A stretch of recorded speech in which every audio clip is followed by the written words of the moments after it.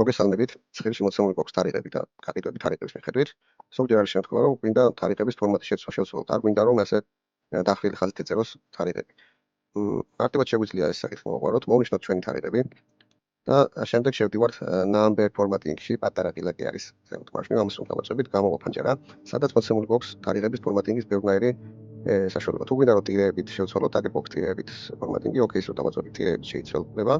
თუმცა ზოგჯერ გვინდა რომ წერტილებით შევცვალოთ, ისე რომ მოვნიშნოთ ჩვენს თარიღების უჯრედს, შევალთ number formatting-ის პატარა ღილაკში. შემდეგ შეგვიძლია ავირჩიოთ ქვეყნის ფორმატინგი, ახლა მაგალითად United States formatting გვაქვს, გადავალ დანის formatting-ში, აქ გვაქვს წერტილიანი თარიღის ფორმატინგი, ნებისმიერ საავირჩიო რამოდენიმე ვარიანტი არის და აი მაგალითად ავირჩიოთ ეს ვარიანტი და ოკეი-ს დავაწვევით.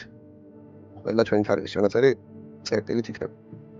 მეგობრებო, თუ დაინტერესებული ხართ Excel-ის შესწავლით 0-დან პრაქტიკულ გამოყენებამდე, თხოვთ კომენტარებში დამიწეროთ კურსი და მოგწერთ დეტალებს აუცილებლად.